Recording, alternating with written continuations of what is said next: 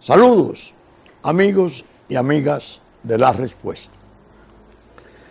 Creo mi deber, al comenzar el programa, manifestar mi gratitud y la de mi familia, especialmente los hijos abogados que me acompañaran, por la gentileza de las autoridades de la Fundación de la Universidad Pedro Enríquez Ureña y su rector, a fin de que estuviéramos en un almuerzo el día martes y en nuestra condición de vinculados a la UNFU. Mis hijos egresados, 3 de ellos, de ella misma, y yo profesor durante 11 años de Derecho Penal General, Derecho Penal Especial y Criminología. 9 horas semanales, lunes, miércoles y viernes. Naturalmente, al invitarnos, insistieron en la puntualidad, porque ellos querían mostrarnos algunos de las innovaciones y de los progresos de las instalaciones de UNFU. Bueno, señoras y señores, yo confieso que todavía no he podido separar mi asombro, mi admiración por lo que encontré allí. Yo que tenía el recuerdo de los primeros tiempos, es decir, me tocó comenzar a impartir docencia en el antiguo edificio del Sanatorio Antituberculosis, Rodolfo de la Cruz Lora, que es donde está IKEA ahora. Y después, en el campamento actual, pero en unos almacenes, creo que ahora se le llama El Gallinero, son como todavía almacenes, no sé, porque no volvimos a verlo en esta última visita. No nos dio el tiempo. ¡Qué maravilla! ¡Qué pena que se desconozca tanto lo que se viene haciendo allí! Hubo un momento que yo les dije, tanto al rector como a Raúl de Moya, el presidente de la fundación, este puede pasar a ser el secreto mejor guardado del Caribe. Esto hay que difundirlo. A la sociedad hay que enseñarle al pueblo dominicano que cuenta con una universidad, con esas instalaciones increíblemente bien concebidas, bien desarrolladas, con una variedad enorme de destinos, laboratorios, hospital simulada, bueno, la biblioteca imponente, ¿no? Formidable la experiencia. Por eso ustedes verán esta corbata, que tiene debajo una leyenda que dice somos UNFU. A nosotros nos cabe muy bien porque en realidad somos UNFU. No es para la Marcha Verde que voy, vengo de UNFU. La idea es que doy esa buena noticia al pueblo nuestro. Me impresionó sobremanera, hablé con profesores, algunos de ellos encargados de departamentos importantes de la Escuela de Derecho, que fueron mis alumnos. Muy agradable, el doctor Albuquerque, el doctor Vialle, es decir, fue una experiencia maravillosa. Y la verdad es que nosotros los dominicanos a veces, y tenemos razones para deprimirnos, y entender que es un fracaso, que todo es un desorden, que todo es un desastre. Y como que no contamos con nada. Ese es un campus. Entonces la disciplina, el comportamiento amable, la vestimenta limpia, sin descuido, desde la gente que atiende los jardines, los ascensoristas, los porteros, hasta el funcionario de administración más alto. Los muchachos y las muchachas, a medida que pasábamos por los distintos departamentos, excelente, una disciplina enorme y una amabilidad fabulosa.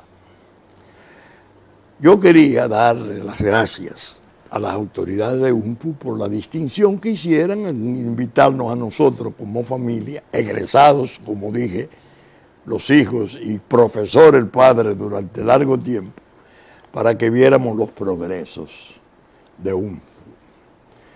Qué agradable resultó la experiencia. Se lo paso a ustedes como información.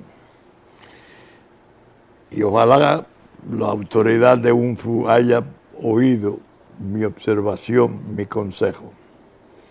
Hagan un documental de todas las dependencias, incluyendo ya las partes de las canchas de tenis, el campo de béisbol, pero sobre todo la parte de los laboratorios, los avances, lo moderno que resulta todo. Háganlo, porque el país necesita aliento, esa es la expresión. No se le puede deprimir más con esas muestras de frustraciones y de fracasos que desgraciadamente vemos en el día a día.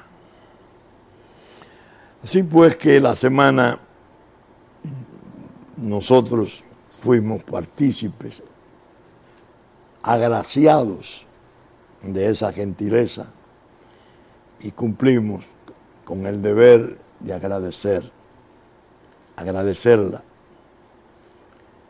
Pero no nos podíamos quedar sin comentar el asombroso proceso de avance y modernización de la Universidad Pedro Enríquez Ureña. Bien, la semana está todavía estremecida por una serie de cosas, de las cuales yo he querido en los últimos tiempos mantenerme lo más alejado posible. Así lo explico incluso en mi pregunta de este miércoles, que titulé Mi estado de ánimo y los esfuerzos por hacer. Alejarme de las disputas, de las reyertas, de esas cosas tan desagradables, de la baja política y no baja necesariamente, sino de las pasiones que abundan en las disputas de poder. Y me he querido concentrar tanto en la respuesta como en la pregunta, en los temas nacionales, esenciales, en las cosas cruciales, de verdadera importancia. Pero eso siempre trae una serie de contornos más o menos interesantes, más o menos pintorescos, y se ha desatado una especie de encuesta nacional de repudio, hacia el repudio, la valoración del repudio, que ha merecido una estatua que para los padres de la patria se colocaran los tres en la Plaza de la Bandera. El caso es que la versión del escultor sobre Duarte ha traído una protesta generalizada. Yo diría muy airada, de cierta violencia, ¿no? Incluso ha habido hasta excesos un tanto crueles porque exhibieron una foto, creo que por medios digitales, del padre de la patria, pero entonces, para darle un sabor político, ponen una foto del presidente de la República. Y claro está, comienzan a ver o a querer ver similitudes en los rasgos. Y todo sirve, en definitiva, para hacerle un ataque al presidente de la República. Como si él hubiese sido el que encargara un busto de Duarte, por un Duarte que se pareciera a él. No, es un exceso. Es un exceso. El escultor, ciertamente, no fue feliz en su obra. Evidentemente, las distintas versiones del Juan Pablo Duarte, nuestro, no se corresponden mínimamente con este que él pone como el Duarte, que habrá de permanecer por décadas en la Plaza de la Bandera, en las inmediaciones de nuestro Ministerio de Defensa. Yo creo que esa polémica se ha politizado mucho y se le ha querido sacar ventajas. Le decía a algunos amigos, miren, yo tengo un Duarte en mi oficina, lo voy a mostrar, pero observen que es un Duarte, el Duarte que se corresponde con la imagen de Urdaneta, que es la más conocida, fue la más conocida, que después fue sustituida por el Duarte de Venezuela, ya un tanto anciano, pero el Duarte verdadero es el de foto. Obsérvenla.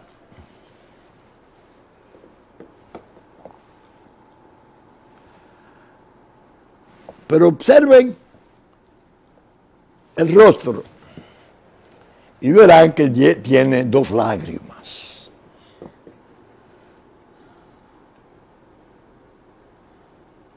¿Lo ven? Un distinguido y muy querido amigo me hizo el obsequio.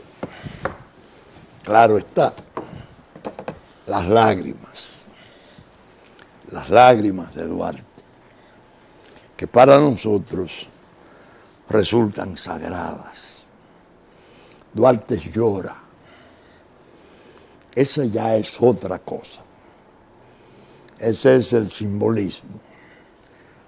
Como han ido sus hijos, como han ido los hijos de su patria, la que él soñara y fundara, por la que padeciera tanto, la inconformidad está triste.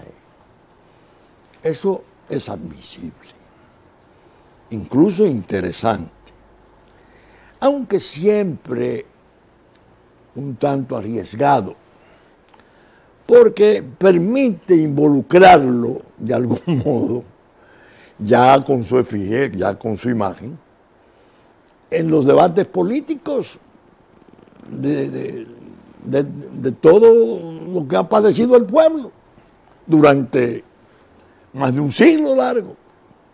Duarte llora por la manigua, Duarte llora por la dictadura, Duarte llora tiene motivos para llorar por la pobreza, por el hecho de que su sueño no era este, iba más lejos. Pero ya eso es distinto. El escultor de la Plaza de la Bandera tuvo que trabajar, yo no lo he visto, parece que en bronce o en un material duro, y los rasgos salen endurecidos, y sobre todo el pelo muy, como si pareciera hecho de sogas, de pequeñas sogas, que no contrasta, ¿no? Entonces la gente ha hecho de eso un tema de censura, un tema de crítica seria. Yo creo que hay una verdad de por medio, que es la que debemos respetar: la ley. La ley 127, que creara el Instituto Duartiano, en su artículo 2,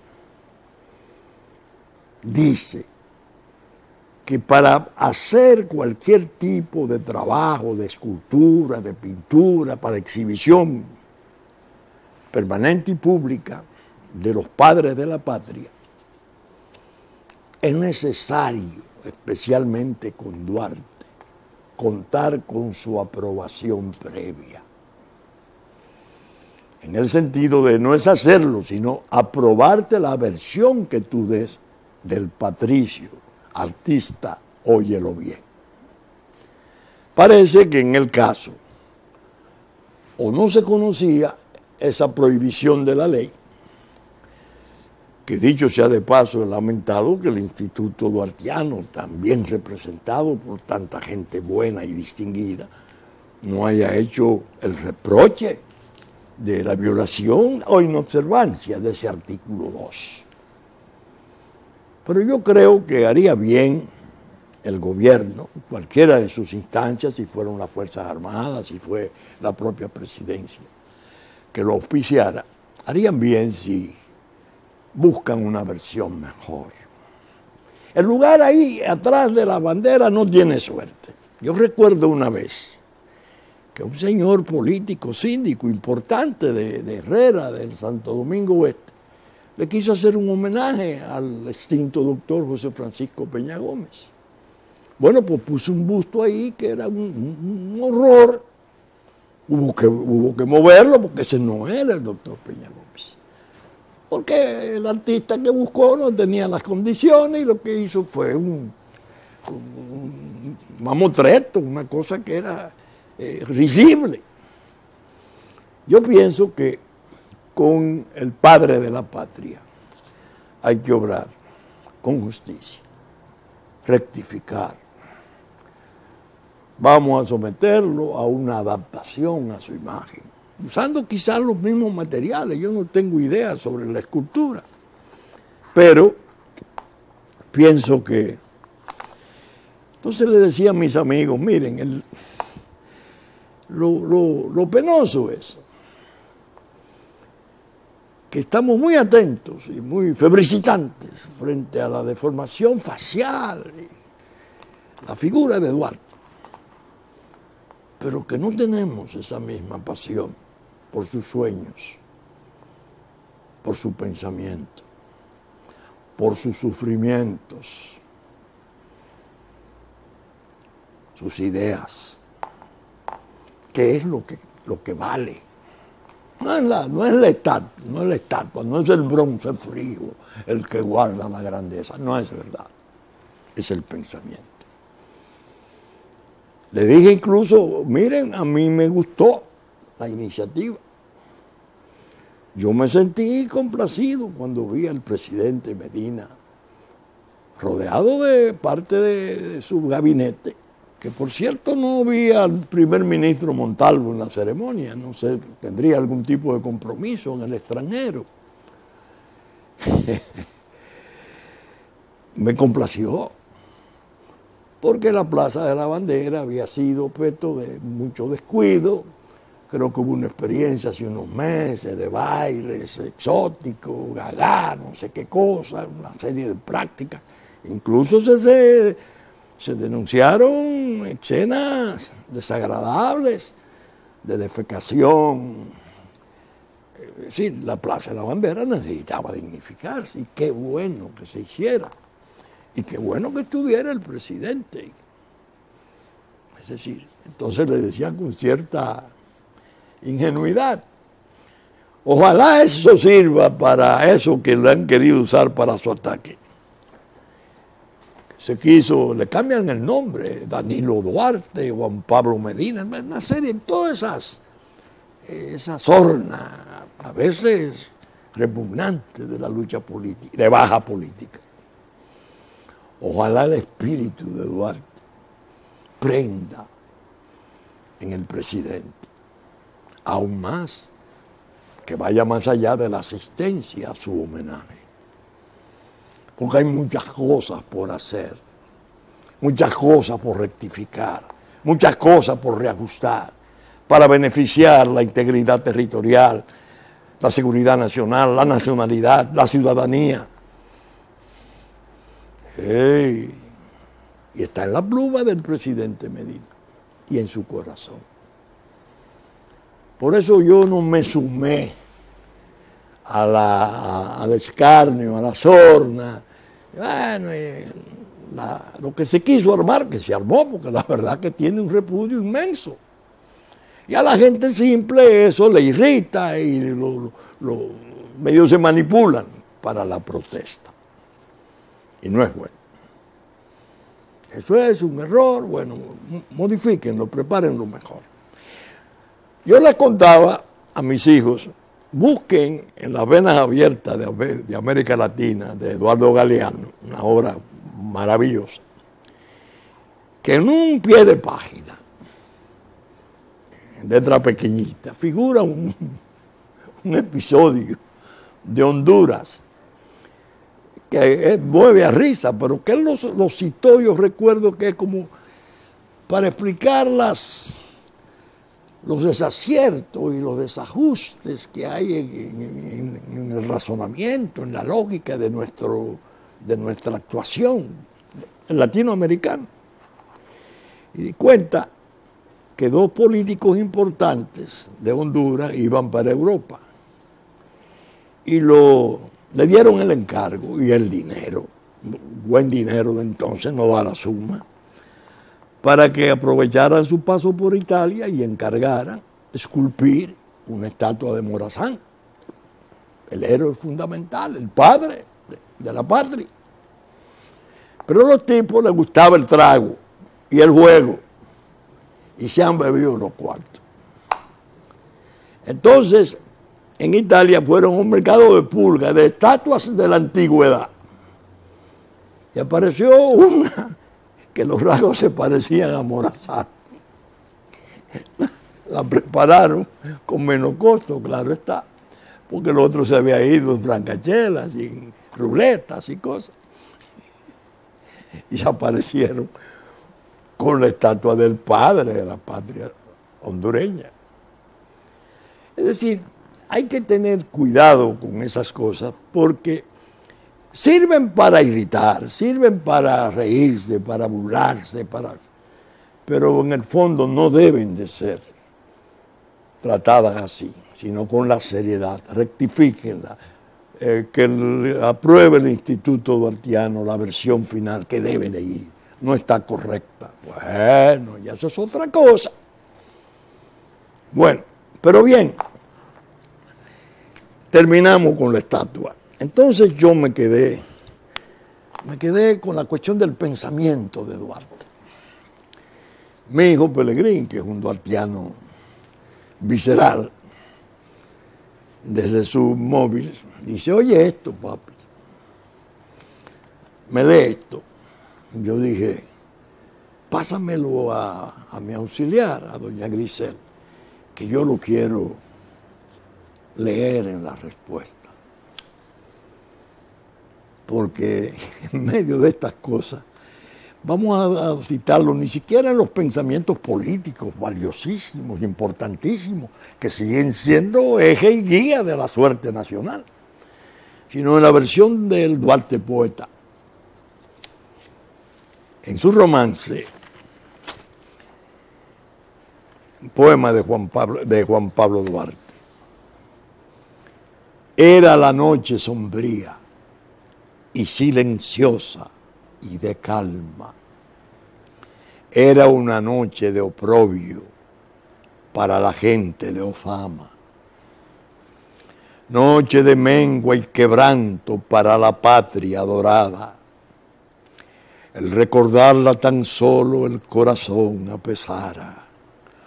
8 los míseros eran que mano aviesa lanzaba en pos de sus compañeros hacia las extranjeras playas.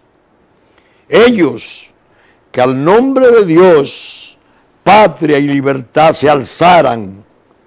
Ellos que al pueblo le dieron la independencia anhelada, lanzados fueron del suelo por cuya dicha lucharan. Proscritos, sí, por traidores, los que de lealtad sobraban. Se les miró descender a la ribera callada, se les oyó despedirse y de su voz apagada yo recogí los acentos que por el aire vagaban. Era cuando se le estaba embarcando para expulsarlo hacia el exilio, tratando de borrar su gloria, extrañándolo de su tierra y de su enorme causa, nuestra independencia. Precioso. Entonces, le digo, Pelegrín, eso conmueve, porque era el principio de su viacrucis de olvido. La famosa y terrible maldición de la injusticia, del olvido. La suerte de ellos, los predestinados. Así Bolívar. Bolívar con toda la gloria del mundo, haciendo naciones, como termina. Que decía un presidente venezolano que nos visitara en una oportunidad en un discurso, hablando de las similitudes posibles de esos adalides, de esos padres de patria. Estos dos, Simón y Juan Pablo, tenían algo en común. Fueron amortajados con camisones ajenos. Espérese. Entonces, digo, injusticia de olvido.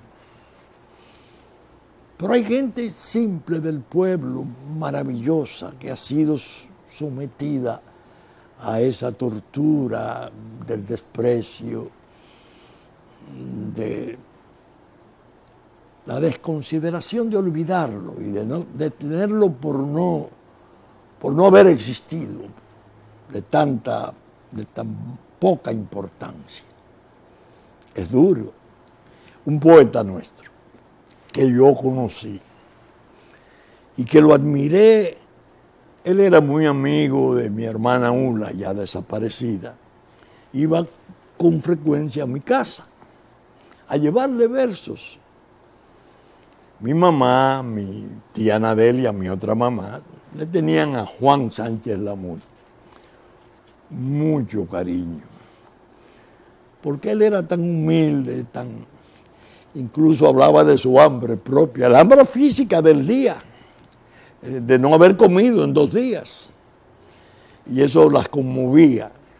Un talento inmenso, un poeta nuestro.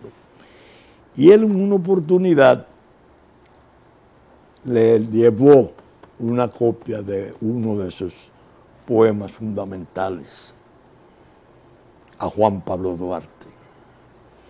Sinfonía Vegetal a Juan Pablo Duarte.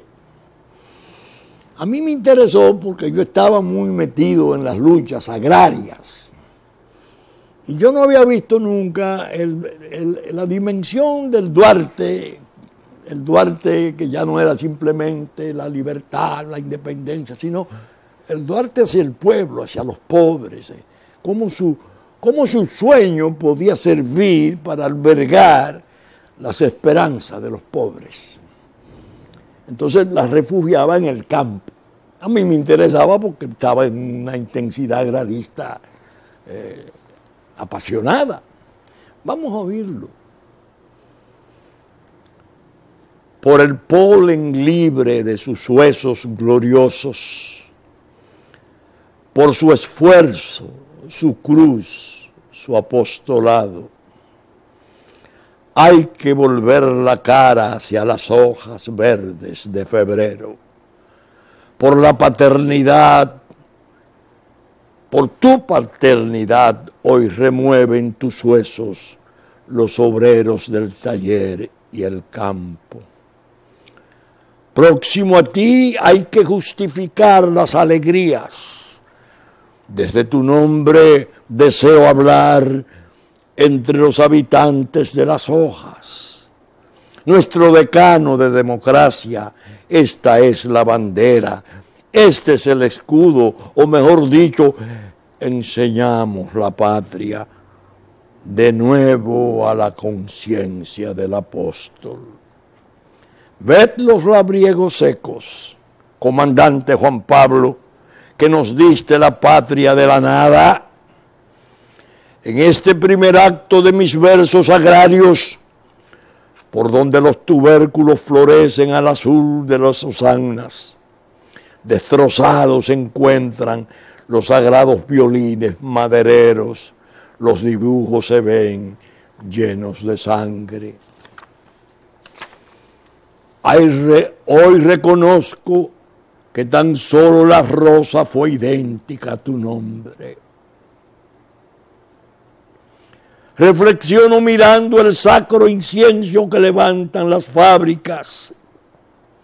En esta bahía blanca de la aurora, reorganiza el milagro, que tu voz se levante redentora al paisaje, que de nuevo tus manos se estrechen con el pueblo, para que sea posible desarrollar la tierra y la alegría cunda por todos esos campos.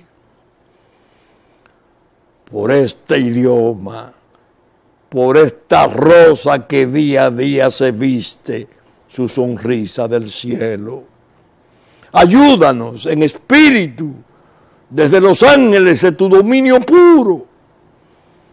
Ya estamos convencidos que es por nosotros mismos que se abrirán las puertas del progreso y de la gloria. Tu alma es la flor que autoriza el júbilo. Fue salud de los campos y las aldeas. Oh sol de aquel febrero, en que había frío hasta en los oídos de los árboles y muerte hasta en la epidermis del baluarte, hoy para ti la sinfonía vegetal de mis palabras.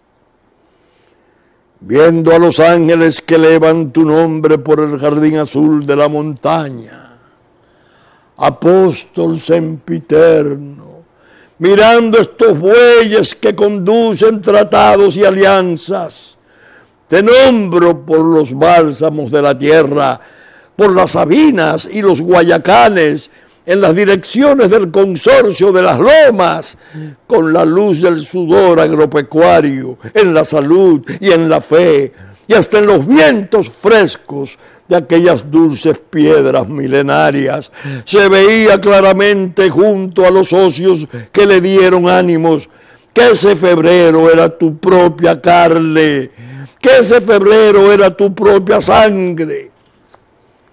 Maestro, al nombrarte frente al movimiento de la rueda rotatoria, no pienso que mi aldea tenga su cielo feo. Solo sufro tu alma que tuvo que bajar la cuesta abrupta de las dificultades, cuando tus manos que pluralizaron flores por repartirlas entre los poblados. Feraz, efemérides de ángeles con cornetas, en que supiste borrar extravagancias, anulando los traumas del memorial funéreo, con tu conciencia hecha para aumentar la salud de la patria. Verdad, todos sabemos eran tiempos difíciles. Todo hacía pensar. Castelagro sentía náusea de los arados, hasta que asomó el sol del movimiento social, la trinitaria. Y ya la fe del pueblo comenzó a germinar con tus palabras por el jugo cristiano de tu axioma. Vio la República su primer milagro.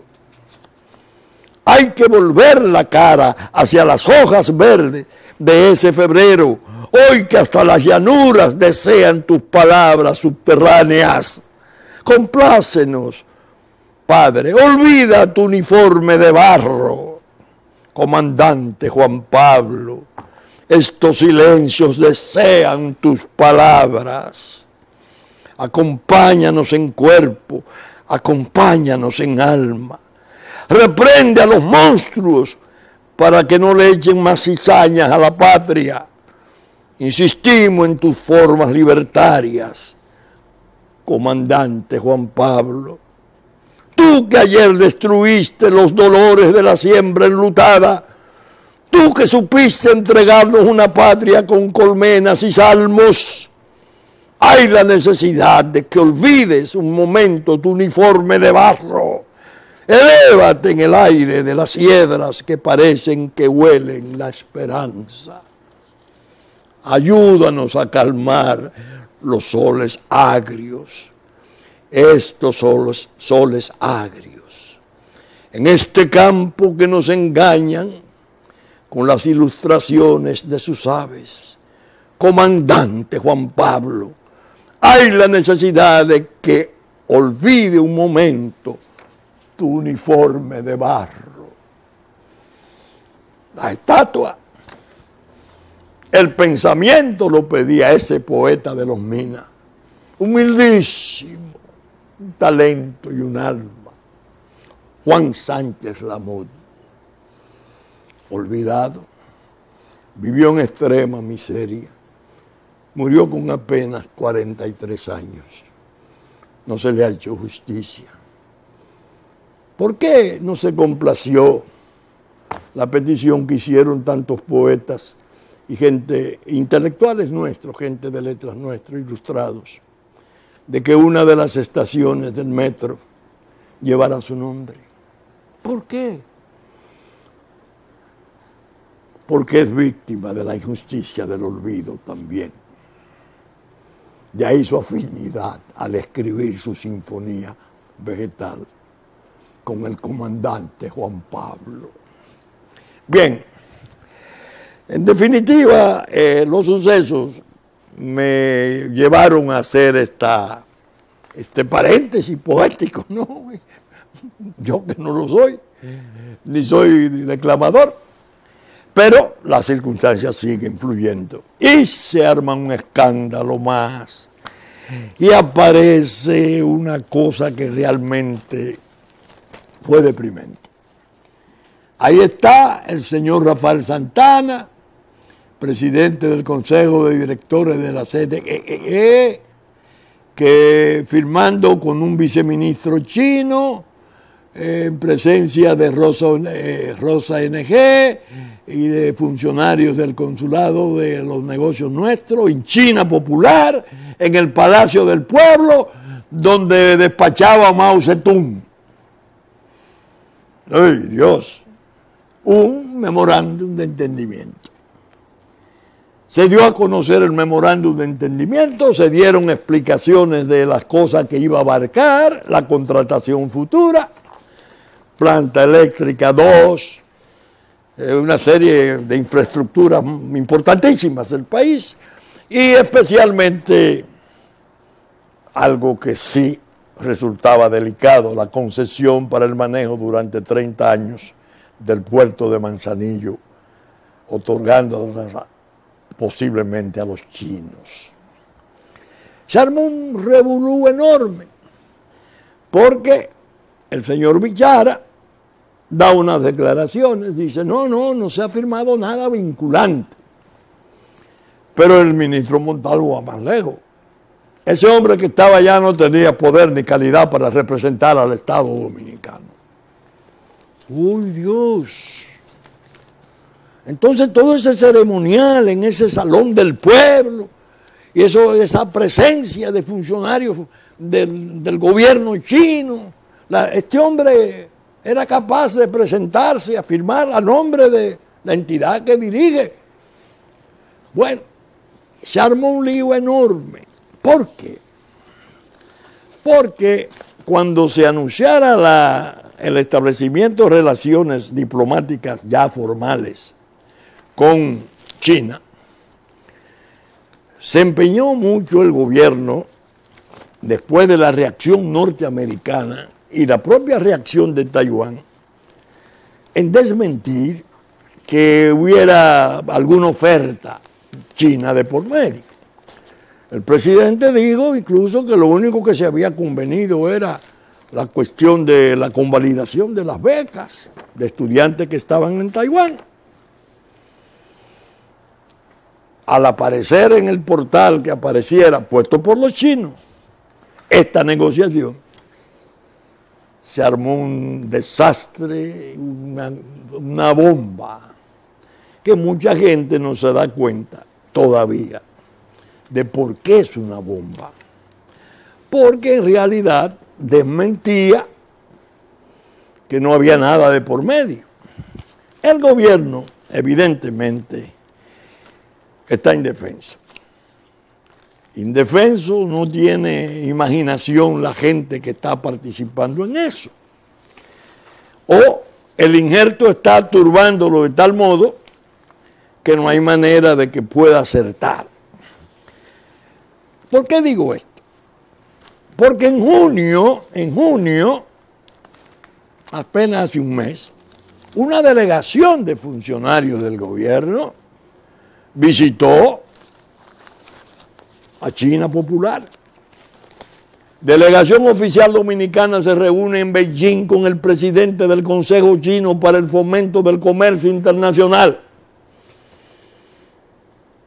La encabezaba Isidoro Santana, ministro de Economía, y un grupo de funcionarios y de dominicanos distinguidos del gobierno. Fueron a explorar una delegación del gobierno y otros funcionarios de esta institución. La delegación está integrada, la delegación encabezada es la Agencia Nacional, el CCPIT de Comercio Exterior y Promoción de Inversión del Estado chino. El ministro Isidoro Santana y Yang Zhengwei, presidente del organismo chino, sostuvieron, el gobierno chino, una reunión preliminar en un salón. En la reunión se habló acerca de los temas de mayor interés del gobierno dominicano en el marco de la nueva relación, incluido aspectos de la cooperación internacional para el desarrollo, proyectos de inversión en infraestructura que el Estado dominicano se propone desarrollar y posibilidades de que cuenten con financiamiento de los bancos de fomento del Estado chino y participación de empresas en este país. Señores, eso se produjo en junio. Entonces, ¿de dónde sale el aspaviento negatorio, airado del ministro de la presidencia? Ese señor que me dicen que es una persona muy seria, una persona muy correcta, es lo que me han dicho, yo no le conozco. El señor Rafael Santana. Ese hombre no tenía calidad ni poder para representar a nadie. Porque esto ocurre el 5 de julio. 20 días después de ir esa delegación allá, ya había un funcionario importante de CDEE que me dicen que tiene amistad con el presidente de la República, firmando un protocolo, un memorándum de entendimiento. Y se ha armado ese lío enorme. Porque en el fondo, la propia delegación que se enviaba, ¿a qué iba?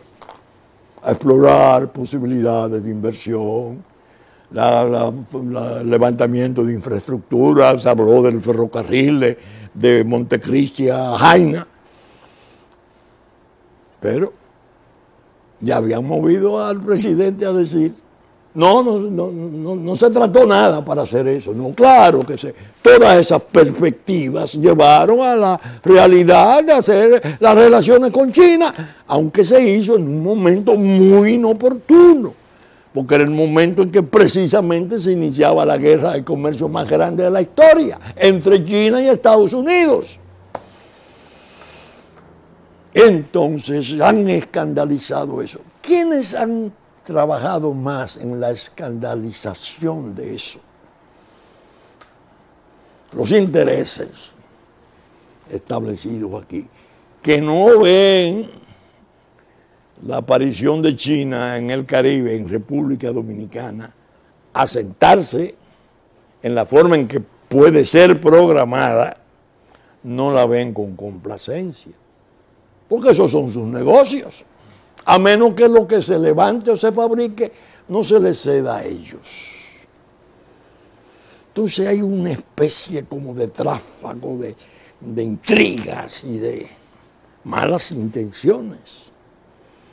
En el fondo, destinados a sindicar por primera vez, no por primera vez, sindicar en la forma más cruda, más directa al presidente de la República, en conflicto con esa impertinencia, por esa inobservancia del timing para hacer esas relaciones, que enojaron, naturalmente, por razones especiales y conocidas, legítimas incluso, porque la pugna entre las dos grandes potencias del mundo económicas, China y Estados Unidos, está rojo vivo.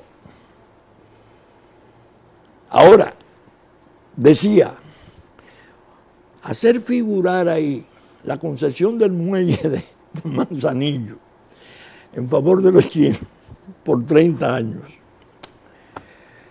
es quizá la muestra de insensatez y de ignorancia mayor que yo haya oído o visto en los últimos años.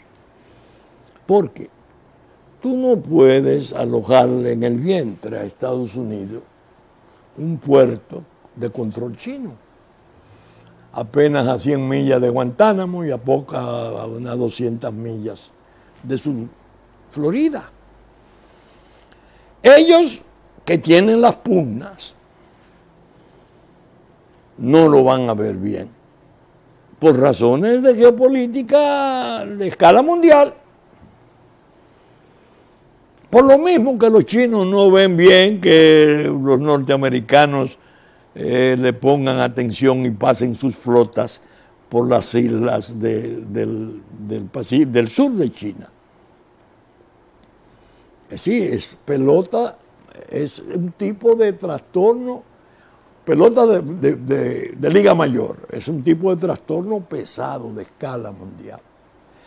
Poner eso ahí es una forma de aumentar la irritación de los norteamericanos que dijeron, lo vamos a tener en observación. Porque se quejaron de la forma en que se había obrado. Ya Taiwán había denunciado que nos habían ofrecido 3.000 millones de dólares y que por eso fue que se hizo la relación. En definitiva, se complicó ya en esos planos que son muy sensitivos. ¿Por qué todo resulta tan sensitivo? Repetir la palabra sensitivo es profeso. Porque hay otros ingredientes confluyendo al ámbito nacional con una enorme potencia para producir crispaciones y desajustes y desencuentros peligrosos. La calle va a comenzar a pedir la renuncia, ya no el juicio político, la renuncia del presidente de la República. Una especie de manifestaciones populares, ya la marcha del millón de los verdes lo ha anunciado, va a protestar contra los vínculos delictivos ya de Danilo Medina, con motivo de la denuncia que hizo la diputada Faride Raful, que ha traído otro pequeño terremoto. Y entonces, desde el momento que depositaron unos documentos de la Contraloría, los cálculos del dinero, de los pagos a Joao Santana y a su esposa y a su compañía, eso ha traído otro terremoto. Si aquel era de 9 grados, este es de 10. Que están desplazando al presidente. Y la Cámara de Diputados se alarman, los partidarios del presidente Medina, desde el momento que se presentara, y se niegan a que se ordene una investigación porque esos actos no se corresponden, y sale el señor Rodríguez Marchena, que yo entendía que no conocía el trabajo de Joao Santana, como él había declarado originalmente. cuando aquel cayera preso, pero que en un programa de televisión que ahora se lo están repitiendo para mortificarlo. Bueno, entonces viene una última parte que parece, como las cosas de ella casi siempre parecen, delicadas. La presencia de un pétalo de una margarita. Doña Margarita, vicepresidenta de la República, en un Twitter dirigido ya en forma expresa a Faride, la apoya en el sentido de que se debe de abrir la investigación, que no hay razón porque los funcionarios tienen la obligación fundamental de rendir cuentas y que esto enriquece el debate. Comienzan esos Twitter ahora a atacar a doña Margarita y los otros a defender a doña Margarita. Bueno, nos estamos viendo cómo se van tejiendo las cosas, pero no tenemos claro cuáles son los desenlaces finales posibles. Esa es parte de mi pregunta de esta semana. La incertidumbre que va generando todo este plexo de desajustes y de desavenencias y de sospechas. Oh Dios, no le hace bien a la República Dominicana. La República Dominicana necesita de la unidad de sus hijos. Necesita eso que dice el poeta inmenso que fuera Sánchez Lamuso de Duarte. Ven, preséntate en tu pensamiento. No de gastarnos si la estatua eso no es. Su ejemplo es lo que hay que seguir. Y la unidad. Porque sin esa unidad será siempre víctima de las maquinaciones de los traidores. Fue su verbo. Fue su corazón que habló entonces. Y hoy se oye mejor que nunca. Bien, saben ustedes que estamos saliendo por Super Canal 33 de televisión abierta, 3 del cable en nuestra versión central, domingo a las 11 de la mañana. Que ya nos anticipó Cinevisión, Canal 19, el 6 de la mañana de sábado. Que asimismo Telefuturo Canal 23 después de la misa de San Antonio de Padua a las 8 de la mañana, reproduce, anticipa la respuesta. Telenor y Teleimpacto a las 12 del mediodía. Telenor San Francisco de Macorís, Teleimpacto canales 22 y 52. Teleimpacto 9 de la noche y 9 de domingo y 9 de la mañana de lunes. TDI, Canal 51, 7 de la noche de domingo. Que asimismo en Puerto Plata, Musavisión, TV3, de 10 a 12 del mediodía, anticipan, reproducen la respuesta. Que Diario Digital de New York, como Diario Horizonte de New York, como Diario Digital Dominicano, reproducen nuestros contenidos. Que asimismo Radio Real de La Vega, reproduce, radiodifunde nuestros contenidos en la versión central de domingo a las 11, como Hit 92 en las 6 de la mañana de domingo para el sur de la República. Que los canales amigos de Constanza, Sabaneta, Montecristi, Higüey y Romana reproducen nuestros contenidos en los tiempos pertinentes. Con la gracia de Dios esperamos estar con ustedes el próximo fin de semana en la entrega de una nueva respuesta, su respuesta. Muchas gracias y hasta entonces.